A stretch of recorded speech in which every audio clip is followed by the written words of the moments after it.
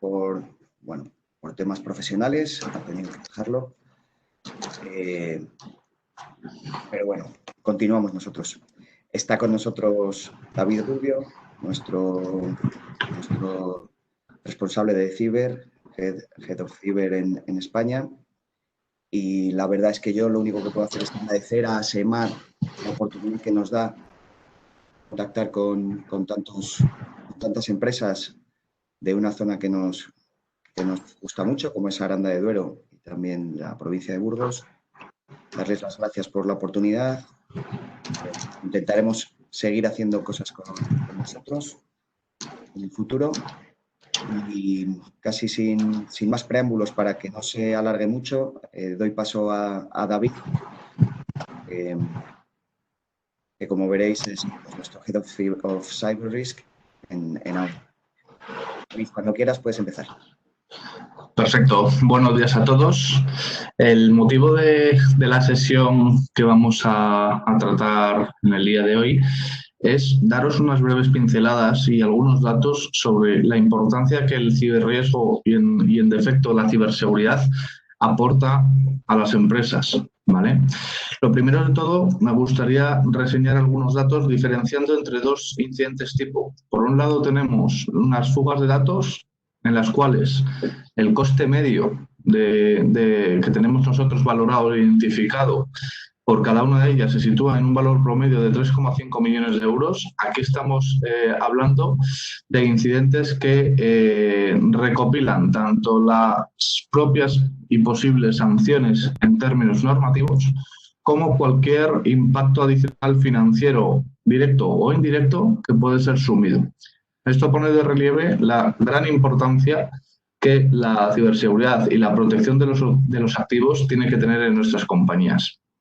Sobre todo cuando hablamos de organizaciones de medio mercado o mid-market, como nosotros las categorizamos, o sea, aquello que no es un IBEX, aquello que quizás se queda fuera del multinacional. Hablamos de que el 53% de esas empresas ha sufrido un incidente, ¿vale? Nos hacemos referencia al año completo, el año pasado, 2019, ya que preferimos tener un año completo para aportar datos y para que surja esta conversación y esta cuestión sobre la mesa. Si lo comparamos, si comparamos el año o el segundo semestre con respecto al primero del año pasado, vemos que aún así tenemos un incremento exponencial que se sitúa en cifras entre el 50 y el 60% aproximadamente, siendo el origen de este tipo de fuga de datos o este tipo de incidentes referidos en un 85% a ataques phishing o de ingeniería social. Aquí incluso estamos hablando de temas de ransomware, rescates e encriptación de sistemas y ficheros, por lo cual ese topic en la parte, digamos, de tipos de ciberincidente es uno de los que más vemos en el día a día dentro de nuestro punto de visión y de gestión de los riesgos. A continuación, Santi, ¿puedes pasar tú? Eso, gracias. A continuación también vamos a ver un overview sobre cuál es la situación actual e impacto a nivel de ciberataque. Ya nos vamos a un ciberataque más complejo, ¿vale? Ahí vemos que el 68% de estos incidentes surgen por el factor humano, entendiendo factor humano como nuestra cadena de proveedores o nuestros propios empleados. En ambos casos puede deberse ya sea a acciones malintencionadas por parte de estos, ¿vale? O a errores y omisiones que se pueden llevar a cabo pues, en el devenir de la actividad, ¿de acuerdo? No siempre este tipo, digamos, de incidentes surgen de una mala fe. Simplemente puede haber una mala configuración, un mal compliance, una falta de integración de los procesos que provoquen ese problema futuro, ¿de acuerdo? Aproximadamente menos del 20% de las organizaciones detectan a tiempo estos ataques. ¿Por qué? Porque al final no existen medidas suficientes para detectar y para definir un nivel de madurez y un nivel de seguridad mínimo en términos de lo amplio y lo extenso que es el problema por ciberseguridad, el problema de los ataques, ¿de acuerdo? Existe un dato que a nosotros nos ha alarmado bastante, y es que las compañías, y aproximadamente más del 70%, o sea, la mayoría, no revisan con periodicidad sus sistemas, no llevan a cabo una auditoría de sistemas en el sentido propio de la ciberseguridad propiamente dicha, ¿de acuerdo? Sí se hacen auditorías, pues, de cumplimiento, algunas ligadas a normativas como la ISO 27000, o incluso como parte de los trabajos de auditoría de cuentas financieras anuales. Pero la ciberseguridad va mucho más allá. Es por ello que la catalogamos como es el tercer riesgo, el quinto y el séptimo, dependiendo si hablamos de fuga de datos, ciberataques o riesgo IT, dentro del top 10 riesgos empresariales que desde AON hemos identificado a lo largo de numerosas compañías nacionales e internacionales. Y lo más preocupante desde mi punto de vista, y es, en muchos casos, las compañías, las organizaciones no se dan cuenta de que son atacadas o de que han sufrido un ciberataque hasta pasados aproximadamente unos 6-7 meses. Eso es una cifra alarmante que pone de relieve el hecho de que se necesitan controles y medidas adicionales e incluso inversión adicional para gestionar este riesgo. A continuación, veremos cómo evoluciona o ha evolucionado el perfil del atacante. Comenzamos con un perfil recreacional.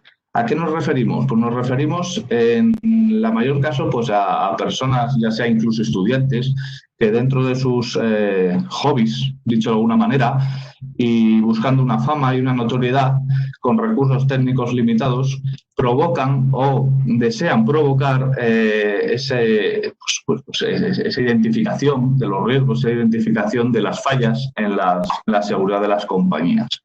Realmente es algo que puede causar cierto daño, pero no es algo alarmante, como iremos viendo a lo largo del documento. Seguido de esto, y como evoluciona la anterior, aparece la figura de los criminales, ¿vale? Los criminales, al fin y al cabo, o lo que nosotros entendemos como criminales, son personas que desean hacer actos vandálicos en el mundo digital, pero actos vandálicos, y donde el número de recursos que ellos disponen viene siendo aproximadamente el mismo del anterior. Se empiezan ya un poquito a organizar entre ellos, a definir actividades, y aquí ya se empieza a ver pues tareas y actividades propias para causar una discontinuidad del negocio. Estos dos perfiles realmente son los iniciales y en muchos casos no se tienen en cuenta, aunque pueden crear o generar un daño dentro de nuestras compañías. El más conocido, o el que más cercano os puede ser a todos vosotros que hoy nos acompañáis, es el perfil del hacktivista, ¿vale? El hacktivista, al final, es alguien que se rebela contra el sistema y que lleva a cabo una declaración de intenciones contra su objetivo. Está comprometido emocionalmente y dispone de amplias redes y de recursos para llevar a cabo ataques dirigidos. Un ejemplo que podéis conocer todos vosotros son los casos de Anonymous, ¿vale? Anonymous, al fin y al cabo, son individuos más o menos dispersos en diferentes geografías con un fin único. Nosotros, en nuestra experiencia, y obviamente respetando toda la privacidad absolutamente, decir que incluso hemos mediado y hemos estado participando en la gestión de este tipo de ataques, de este tipo de riesgos, incluso en compañías que, ya que está un poquito y lamentablemente de moda hoy, los activistas trataban de parar un ERE, ¿vale? O sea, no solamente esto está enfocado al tradicional riesgo tecnológico o el riesgo de ciberseguridad, sino que incluso va más allá. Es decir, paralizan la actividad y fuerzan a que pues, se lleven a cabo acciones en base a sus intenciones o en base a sus beneficios o sus objetivos. A continuación del activista, también tenemos, y ya vamos preocupándonos un poquito más, las organizaciones criminales. Las organizaciones criminales, estamos hablando de personal amplio, perfectamente estructurado y definido, que única y exclusivamente buscan el lucro económico, ¿vale? Disponen, como organización criminal, de importantes recursos y capacidades técnicas y básicamente sus vías de actuación son el robo de propiedad intelectual, la ejecución de temas de fraude e incluso la parte más reputacional, poniendo en nombre de nuestra compañía o de nuestras compañías acciones que luego a nivel de mercado o a nivel corporativo pueden suponer un daño reputacional. Y por último, tendríamos la sponsorización por estados. Existen, nadie levanta la mano, obviamente, pero existen estados que promueven este tipo de acciones, como puede ser una ciberguerra, el robo de secretos de Estado o el propio espionaje industrial a las empresas de un país, ¿vale? Son ataques y son perfiles altamente sofisticados que disponen de recursos ilimitados y que hacen valer su gestión, sus ataques, etcétera, a través de amenazas persistentes avanzadas, los famosos APTs. Esto vienen a ser tipos de incidente o vulnerabilidades que tienen los sistemas y que son públicamente conocidas y que no son resueltas en tiempo y forma. Entonces, les proporciona una vía ineludible para llevar a cabo sus actividades de una forma masiva con ciertamente poco esfuerzo. ¿Por qué? Porque al final todo está automatizado o parcialmente automatizado y si nosotros recibimos pues, ese correo, ese phishing, ese malware, en definitiva, al final vamos a ser víctimas muy posiblemente de ellos, incluso no sabiéndolo, debido a que son ataques automáticos que obviamente parten con un mayor nivel de sofisticación.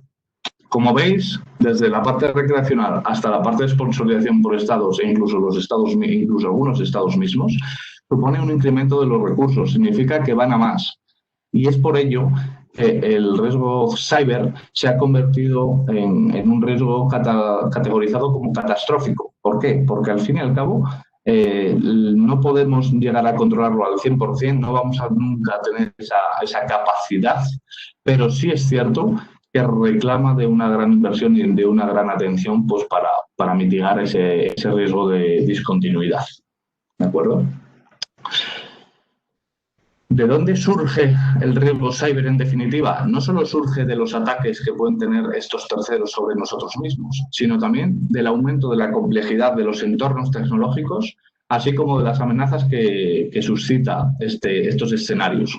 Podemos tener riesgos tecnológicos y riesgos de ciberseguridad referidos a temas de normativa de compliance. Por ejemplo, el GDPR que hemos comentado, por ejemplo, la normativa y la directiva europea del NIS, o incluso si procesamos datos de pago de tarjetas, incluso con PCI, a pesar de no ser una normativa, una regulación estatal o regional, sí es una normativa dentro del sector industrial, afecta sobre todo a la parte financiera, ¿de acuerdo? Por otro lado, tenemos la amplia dependencia o la amplia transformación digital de nuestros entornos, la cual hace que nos vayamos al cloud, a la nube, o que ejecutemos ciertas tareas o parte de nuestros negocios en la parte del mobile computing. ¿Esto qué es lo que significa? Al fin y al cabo, por mucho que externalicemos nuestros recursos y por mucho que eso suponga un ahorro de costes o una eficiencia de los procesos, no podemos depender única y exclusivamente de la seguridad que aporte ese tercero en el cual confiamos. Al fin y al cabo, en ese tercero o en los sistemas de ese tercero vamos a estar almacenando nuestra propia información confidencial, nuestra información de procesos e incluso datos personales. Hemos llegado a ver.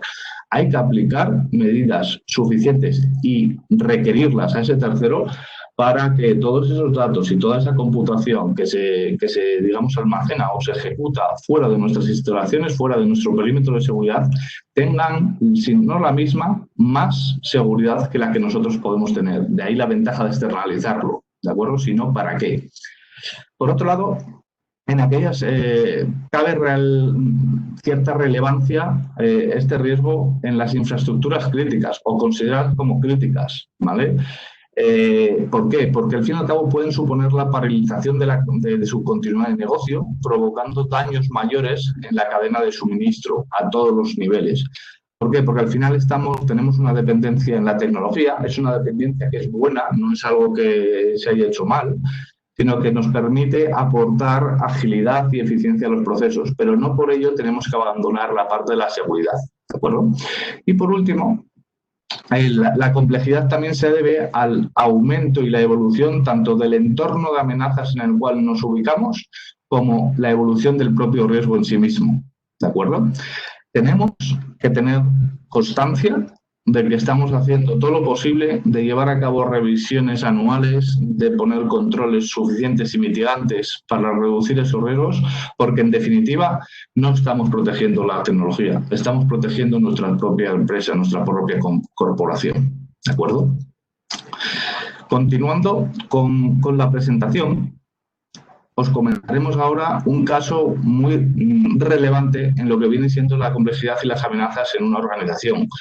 Como podéis ver en la imagen, veis un ring en el cual en un lado tenemos a una persona y en el otro lado tenemos a numeroso material técnico y tecnológico. ¿De acuerdo? Esto es como una pelea de boxeo. Al final siempre habrá uno mejor, más entrenado, mejor posicionado. En definitiva, si lo trasladamos a nuestro mundo con una mayor inversión y una mayor capacidad, ¿vale?, de respuesta y de gestión. Pero sí es cierto que, aunque ahí no lo ejemplarizamos con el error humano, no quiero que os vayáis por ese punto. Quiero que os vayáis sobre todo por la inversión que todas nuestras compañías, los que estáis aquí presentes, hacéis en materia de ciberseguridad.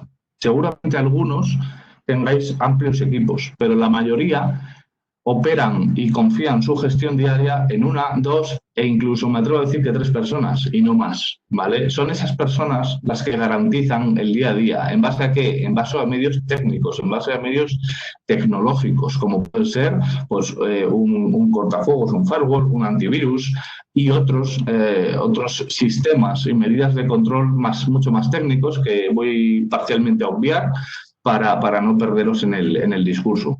¿Qué quiero decir con esto? Que al final nuestra propia seguridad y seguridad de datos está cada vez más expuesta. ¿Por qué? Porque tenemos un control del riesgo durante 8 horas en base a 3 personas y fuera podemos tener el error latente al tener los malos, como solemos llamar nosotros, mayor número de recursos sin mucho esfuerzo, mucho mayor tiempo y disponibilidad para llevarlos a cabo, 24 horas, e incluso lo pueden llevar a cabo cuando nosotros no estamos en nuestro puesto para más o menos poder controlar o alertar de esa situación.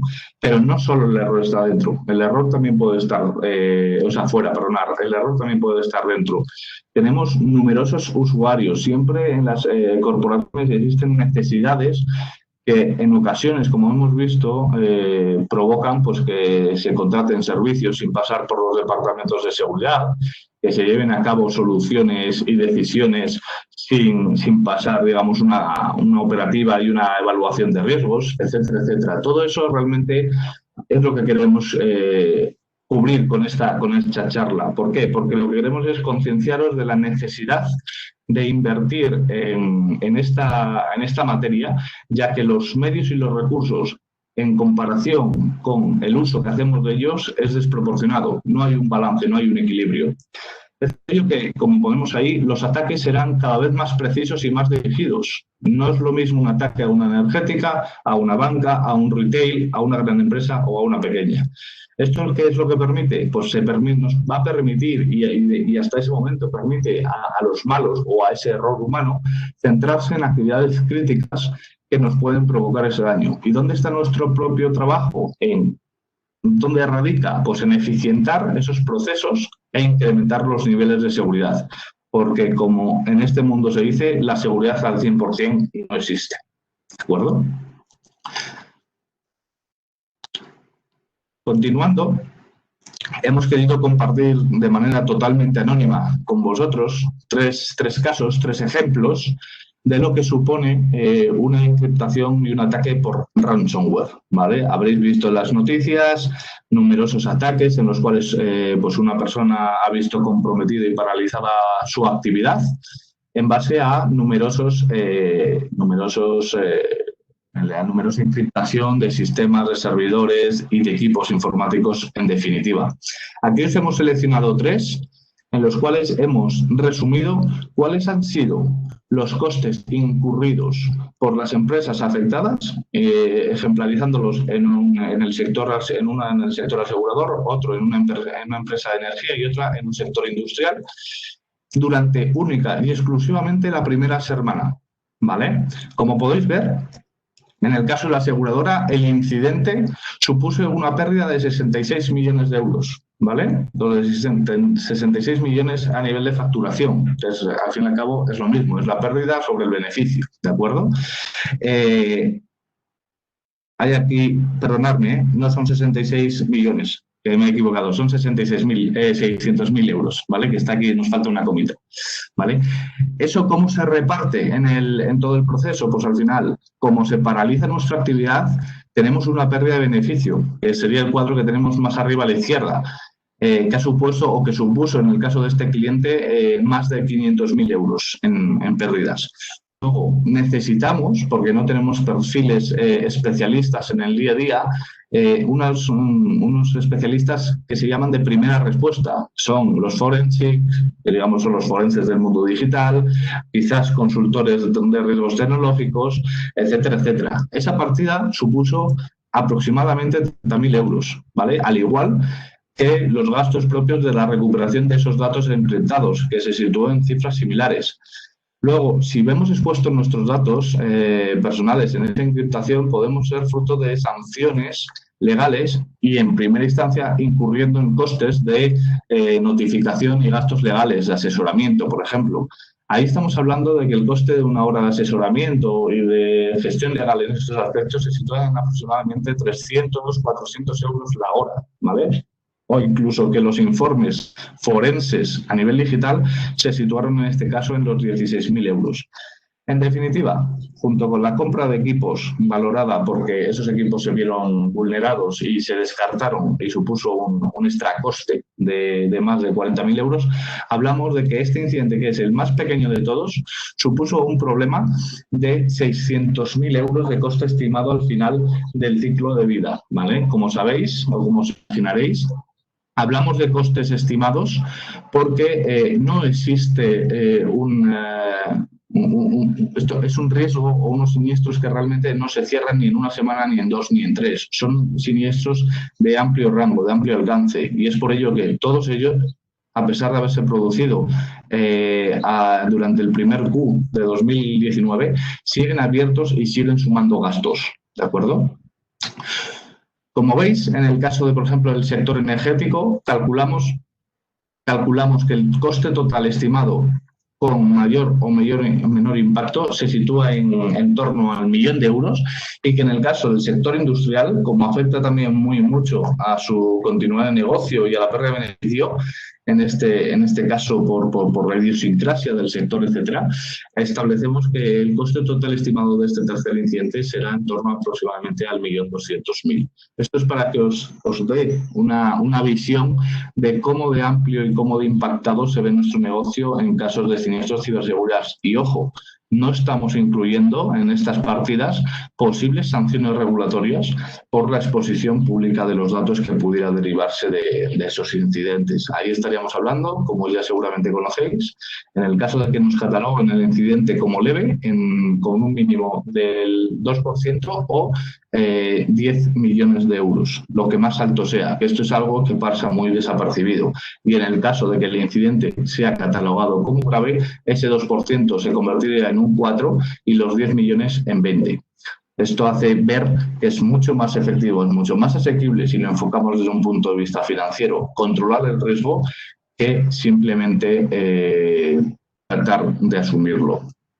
Continuando con la presentación, ahora os queríamos comentar también cómo de importante es comprender nuestro perfil de riesgo, nuestro perfil de ciberseguridad, cómo de completos, cómo de maduros, cómo de suficientes son nuestros controles y nuestras medidas de gestión de riesgos que tenemos implantadas o en uso dentro de nuestra corporación.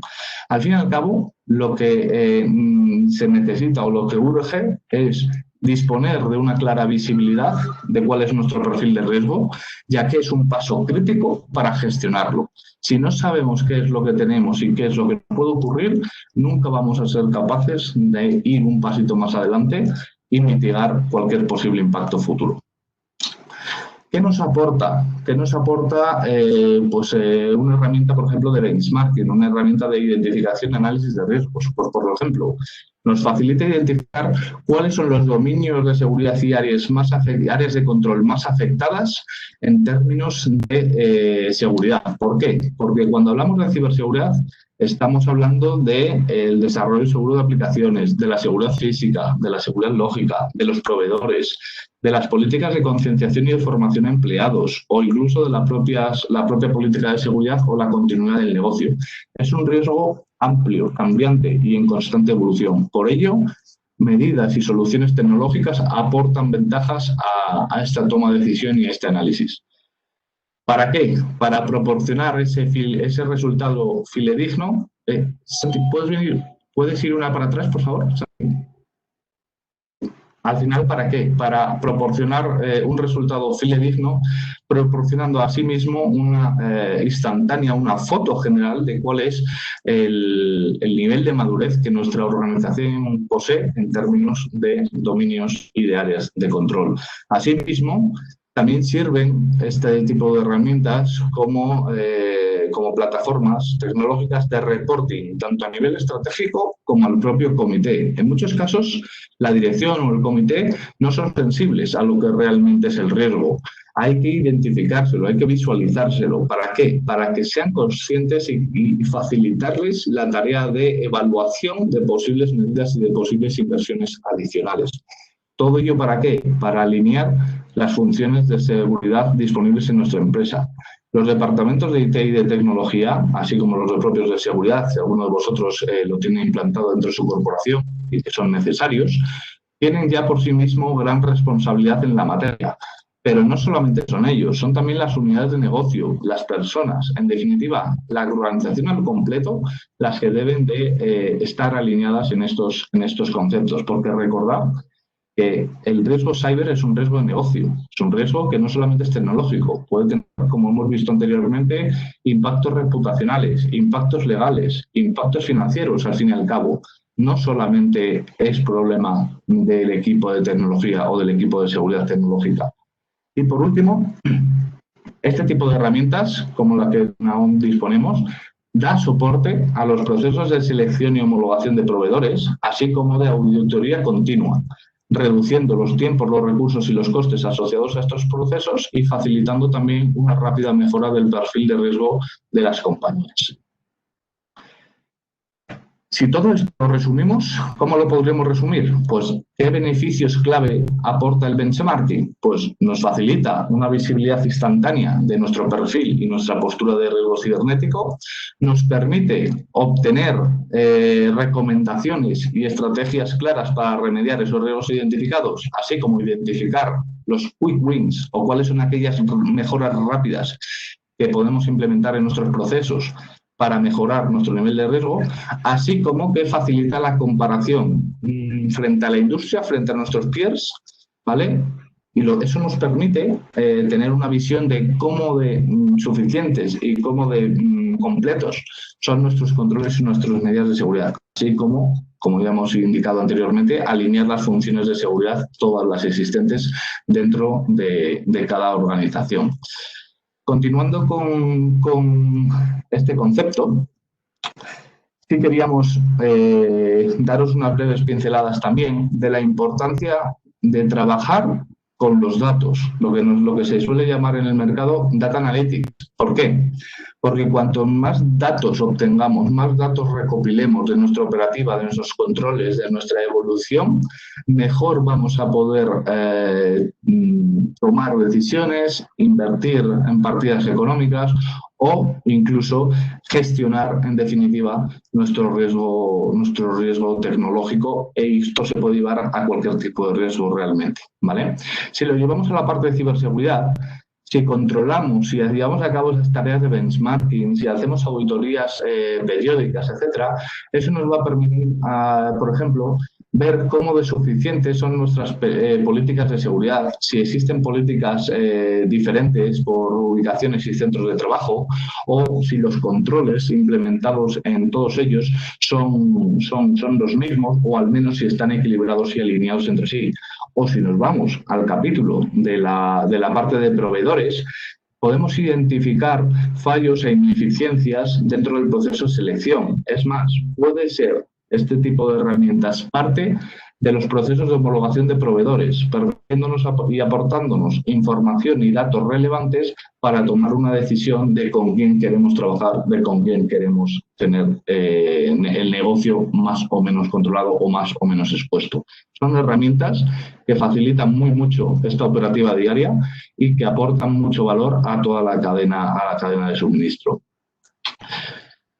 Y dicho lo cual, llegamos al final de nuestro webinar.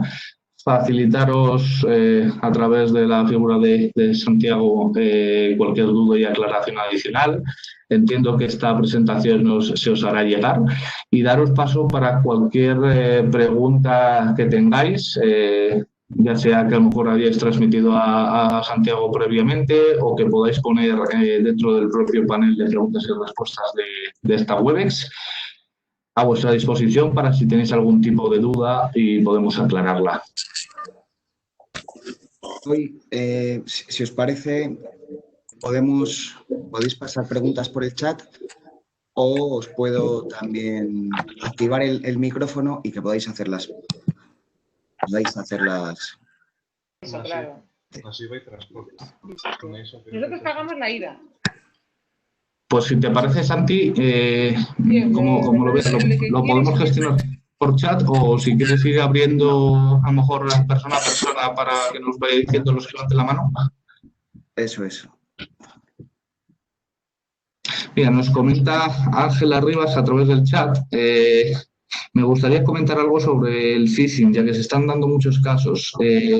Actívenme el audio. Pues, ¿puedes activar a Ángela, o sea, quitarle el silencio, por favor, Santi? Hola, no sé si se me oye. Sí, te escuchamos. Vale, mira, nada, una cosita, a nivel de pequeño comercio y de pymes, se están dando muchísimos casos en el último año, antes de la pandemia y durante. Me ha pasado a mí y os puedo contar casos de otras empresas, del phishing. No sé de qué manera se podría controlar esto. Se dio el caso de una empresa de aquí, del polígono industrial, una empresa grandecita, en el que, al igual que en otras empresas pequeñas, igual que mandan un correo con el número de cuenta, sí, me llaman para decir, oye, mira, fulanito, pues este es mi número de cuenta, no sé, Al no llamar y tener un mail con el número de cuenta, se hace el ingreso y luego resulta que ese mail no es el... Entonces, ha pasado dos casos. En la empresa grande lo que pasó es que al final pues, fue un phishing, simplemente se mandó un mail que no era desde el cliente, sí, y perdieron bastante dinero en una transferencia, ¿no? En otro caso, en una empresa un poquito más pequeña, tipo la mía, una oficina, el otro día fue un phishing ya, pero yo no lo había oído nunca, en tiempo real. Es decir, se envió un mail con un número de cuenta, a esa persona le llegó, a la secretaría le llegó, le desapareció y le volvió a aparecer. El único cambio que tenía ese correo era el número de cuenta y el banco. O sea, fue en tiempo real, obviamente fue menos dinero, pero bueno, menos dinero que la transacción, lo mismo. Claro. ¿De qué manera podemos hacer a pequeña escala, aparte de llamar a nuestro cliente y decirle, oye, fulanito, este es tu número de cuenta, que me parece un poco rudimentario, ¿de qué manera se puede hacer para que no nos pase? Pues mira, te contesto muy escuetamente, pero luego voy a aprovechar tu pregunta para comentar algunos casos a colación del que nos expones.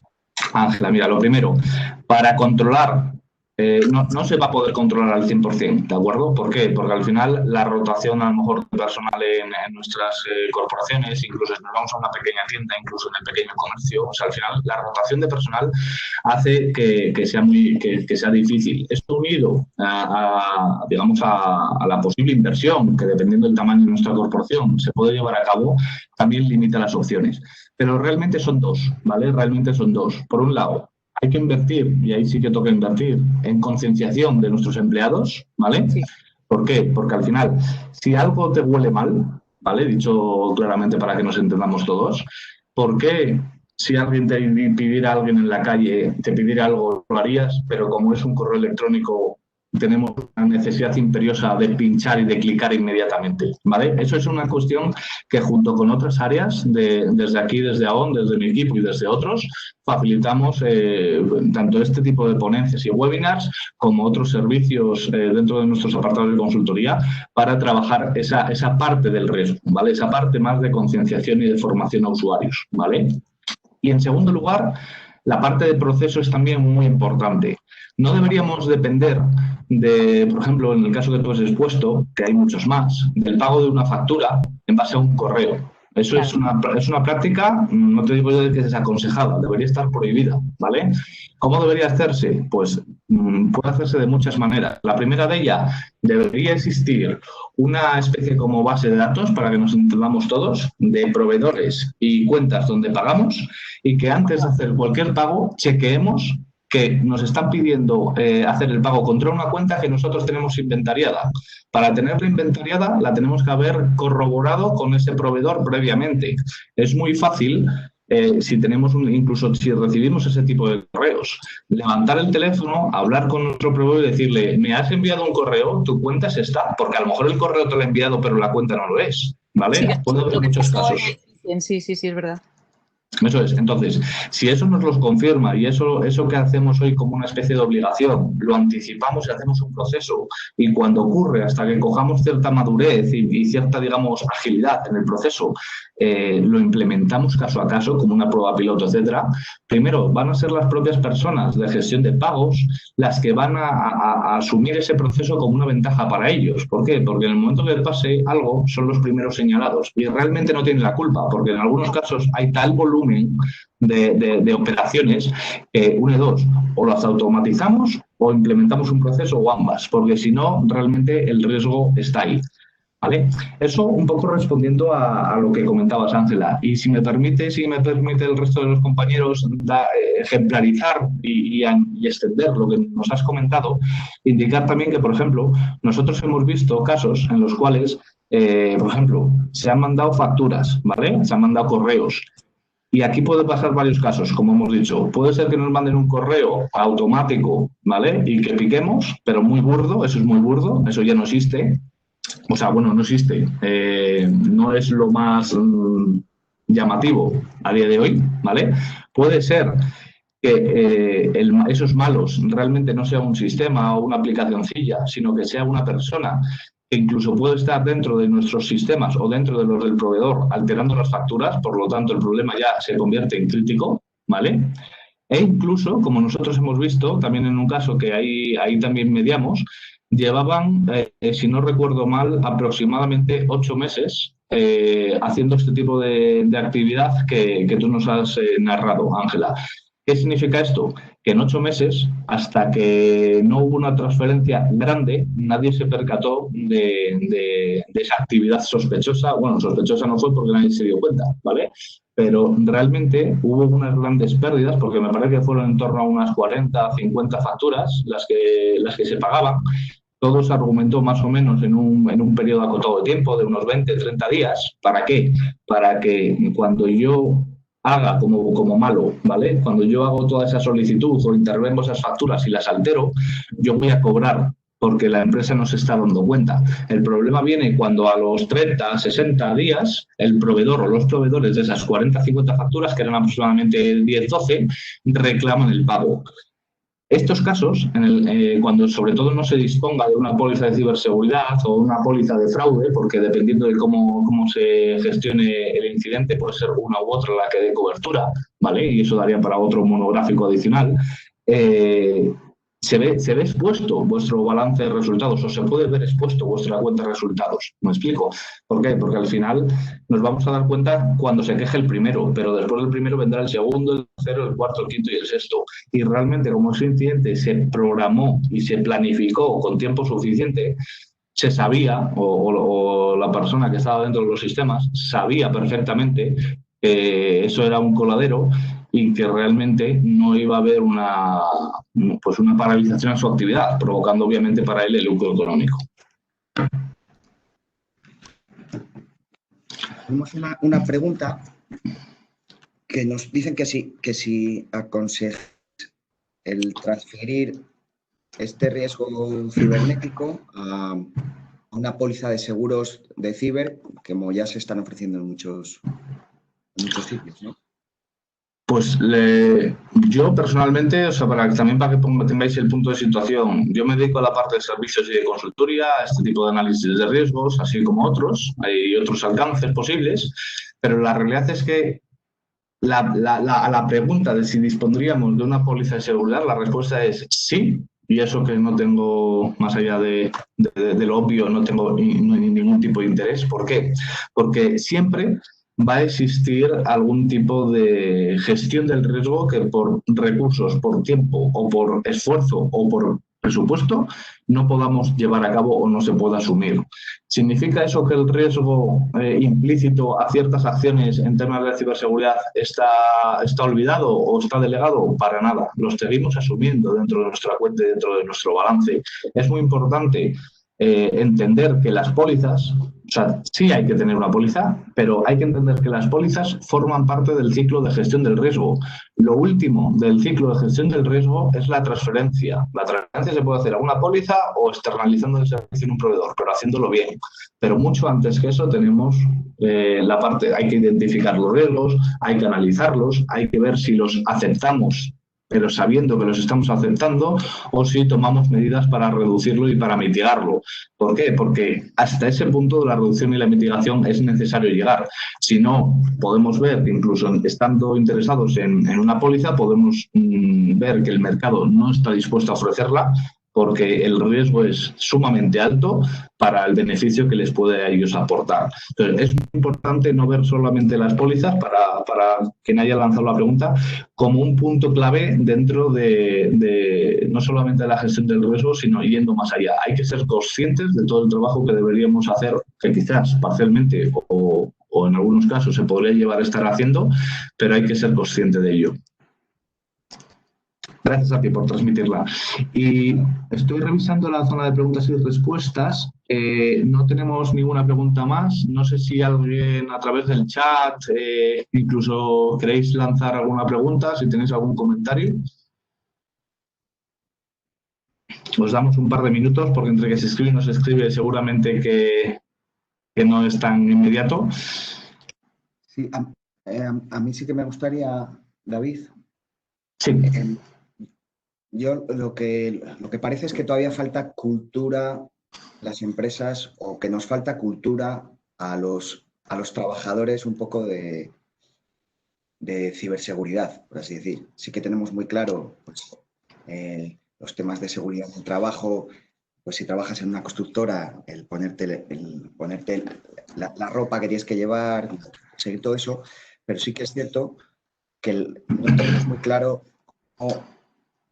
O sea, nos tienen que decir mucho cómo tenemos que hacer las cosas para no meter la pata, como ha dicho antes Ángela, pues que si nos envían un correo, no contestarle rápidamente, demás. Empresas grandes tienen un departamento de IT o de seguridad, pero empresas más pequeñas no lo tienen. Esto que nos has explicado, esto nos puede ayudar a mejorar lo que nos has explicado esta herramienta, nos puede ayudar a mejorar nuestra seguridad cibernética, o cómo nos puede ayudar. Correcto, o sea, la herramienta o esta plataforma que hemos comentado, así como otros posibles trabajos centrados en procesos y en procedimientos de gestión, están muy enlazados, y sobre todo si me preguntas por la parte de la plataforma, a identificar y en segundo paso analizar esos riesgos, porque cada riesgo es distinto. El riesgo cyber, o particularmente uno de los riesgos cyber, varía dependiendo del sector, de nuestra exposición y de nuestra operación, ¿vale? Entonces, poder sacar esa foto general a nuestras compañías, poder analizar ese riesgo corporativo para tener ese primer paso o esa información necesaria para darlo, es algo que es, vamos, meridianamente obligatorio. Independientemente de cómo, cuánto y con qué amplitud lo hagamos, pero tenemos que tener esa foto y esa imagen inicial para poder trabajar el riesgo en detalle, si se quiere, implementando procesos, concienciando a los equipos y a las personas de nuestras organizaciones, en definitiva, tratando de mitigar el posible impacto futuro, porque recordemos, y esto no se trata de un poco meter miedo, El riesgo va a llegar sí o sí, el incidente va a llegar sí o sí. El motivo es cuándo. Si todavía no lo hemos sufrido o no hemos sufrido un gran siniestro, deberíamos explorar opciones de cómo podríamos mejorarlo, ¿de acuerdo? Daros cuenta también, si lo enfocamos desde un punto de vista financiero, en términos financieros existe un palabra que es el ROI, que es el retorno de la inversión, que es muy fácil de ver y de analizar. ¿Por qué? Porque al final si nosotros invertimos X en un bien o servicio, invertimos X en una maquinaria, etcétera, etcétera, y luego obtenemos 2X o 3X, obviamente eso es algo fácil de ver. Fácil de ver porque sabemos lo que nos ha costado y lo que ha producido. En ciberseguridad ocurre lo mismo, pero el problema es que no se ve. Se llama el ROSI, que es el retorno de la inversión en seguridad. ¿Y por qué decimos que no se ve? Porque la ciberseguridad es un bien intangible, es algo inmaterial. Hasta que no nos pase el incidente, no sabemos lo que puede costar, no sabemos hasta dónde nos ha afectado, no sabemos incluso si podemos llegar a continuar con nuestra operativa. Nosotros hemos visto cómo en el plazo de 1 a 2 años aproximadamente, hemos visto como el 60% de las organizaciones que no disponían de una póliza de seguro, que no habían hecho ese trabajo previo para analizar e identificar los riesgos, han cerrado. Eso es algo que nosotros no queremos. Obviamente, no podemos tener en esta charla una visión perfecta y puramente neutral, pero somos observadores de lo que ocurre, de las crisis que eso supone, y para nada queremos que eso os ocurra a uno de vosotros, que hoy estáis en esta charla, como una parte de nuestro compromiso por esa formación y esa concienciación a alto nivel, y que os animamos a través mía, a través del buzón de Cyber Solutions o a través del propio Santiago, que lo tendréis más cerca y más disponible, a trabajar vuestro riesgo, porque es algo que realmente es imperativo. Muy bien, pues ya no hay más preguntas. Yo creo que podemos dar por finalizada la charla. David, muchas gracias. Muchas gracias a Semar, Personalizo en Isabel Verdón, porque es con quien habitualmente hablo y trabajo. Esperemos que haya sido de vuestro interés y estamos a vuestra disposición para que podáis contactar con nosotros ante cualquier duda que tengáis. Un saludo a todos, que tengáis un buen viernes y un buen fin de semana. Hasta luego. Muchas gracias, Santi. Saludos a todos. Buenos días.